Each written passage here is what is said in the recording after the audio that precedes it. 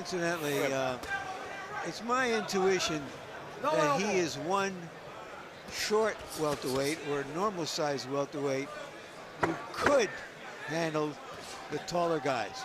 I think, and I probably feel that his management and promotion group feel the same as I do. I would not put him in with the Paul Williams out of Margarita. I would try to avoid those guys and hope that something happens to them and try to fight some of the other smaller welterweights. His promoter, Lou DiBella, was exactly straightforward in saying that yesterday, saying that I would not put him in at this moment with a Margarito or a Williams. They're too big.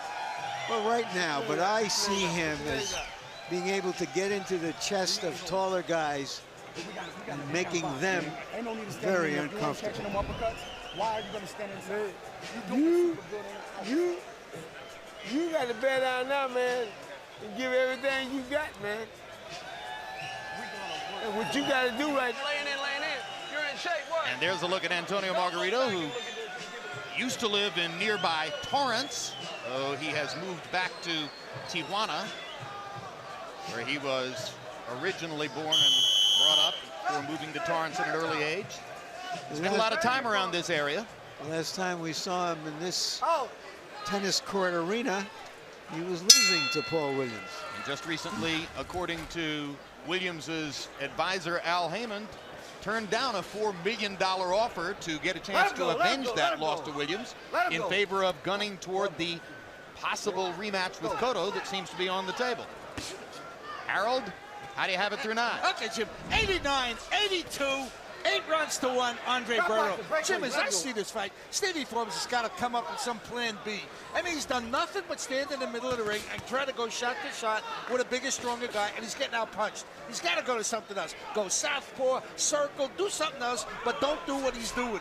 And I got an explanation. Andre Berto, when he fought Mickey Rodriguez, we weighed him unofficially, he was 162. Tonight, we weighed him unofficially, he was 53.5. He's in better shape. Well, obviously, he saw this as more serious opposition.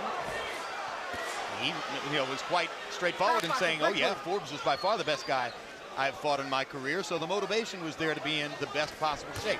And incidentally, Harold, with regard to your point about Forbes coming up with a plan B, he never came up with plan B against De La Hoya. He was quite content to hang in, be a part of every round, and go the distance with De La Hoya.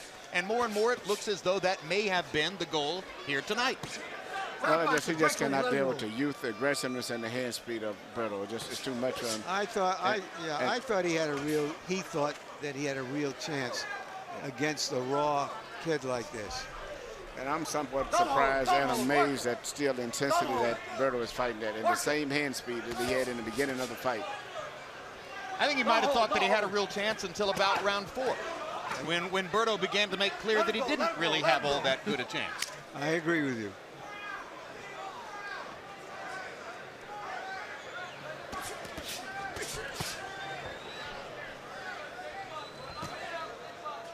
Stop boxing, break clean, let him go.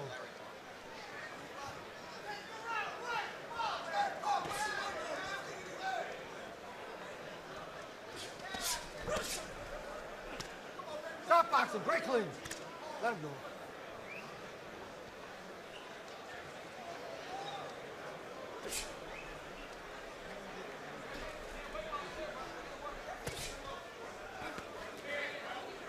Stop boxing, let him go. Even though we've heard Berto has been short at one time in the amateurs, he was actually fighting at 156 pounds. Well, he started his career at 62. Yeah, I did not know that. But I know he won the National Amateur Championship, I think, the National Golden Gloves, and at 156. You know, the big question that isn't going to be answered tonight, that won't be answered presumably when he fights Colasso in his next fight, is his chin. We'll find out about that part of him down the road. His management also wants to find out about it down the road.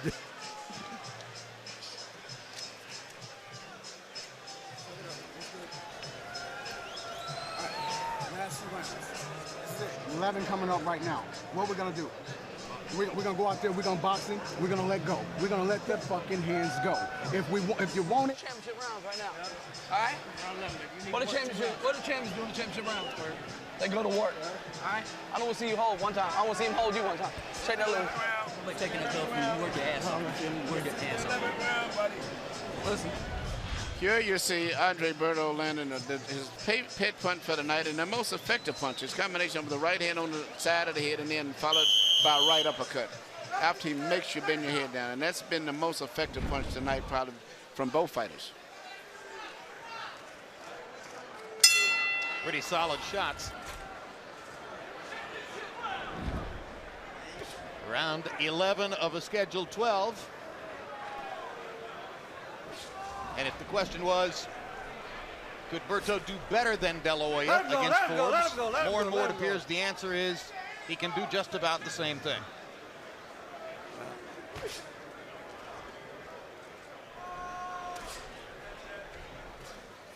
De La Hoya was extremely pleased with his decision win over Forbes and saw it as an indicator that he was ready to fight a rematch against Floyd Mayweather, a fight that appeared to be in the making at that time before Mayweather's somewhat surprising retirement from the sport just a few weeks thereafter.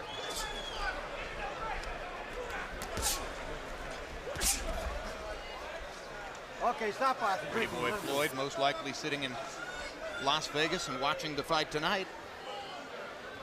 Looking back on the division that he held in his thrall prior to leaving the sport. Floyd was the welterweight king. Although he wasn't fighting welterweights. Stop boxing, break clean. No, well, that's a different subject.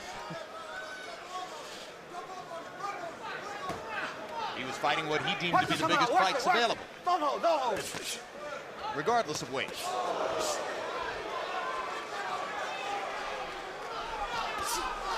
There you saw Forbes have landed two successful clean right hands, mainly because of the aggression of Berto. He's not even looking for punches back now as he's moving in. Let it go, let it go. No, work it. No. You gotta love Stevie Forbes. Hanging in there against this young gun.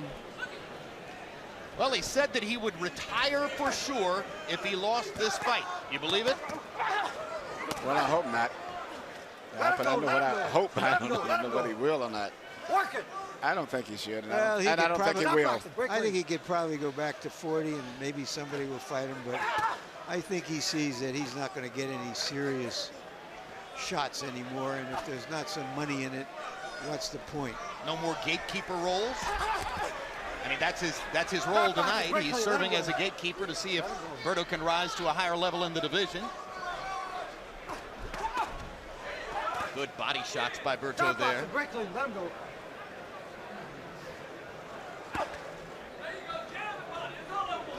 He's had a second act in his career after giving up the junior lightweight title and coming back. Good left hook by Forbes and another one. His two best shots since the second round. Through the Contender Series, but there isn't likely to be a third act. Well, yeah, look at the caliber of the guys he's lost to, which is nothing embarrassing. You don't want to go out there and get caught with no bullshit. Okay? Just box his ass. Okay? That's all we asking for. Okay? Just keep it moving. Keep your D tight. You're not listening to what we telling you in the corner. We telling you all the right shit. You can't stop working though. I can't want to see. Don't go to war. Don't go to war because he's got a little time to him. All right? Just be busy. You ain't got to go to war with this kid. Nice deep breath. Be busy with this guy. You rest tonight, baby. Fight this whole fucking round. 3 minutes is all you got. 3 minutes. Work this last round, okay? This is a championship round. Okay, the last round, okay? Don't go out of here saying, damn, I wish I would have worked more, okay? Trainer Tony Morgan trying to urge Andre Berto on to the finish. Berto hasn't needed much in the way of verbal motivation since about round 4 when he got upset enough about a ruling that the cut on Steve Forbes' eye had come from a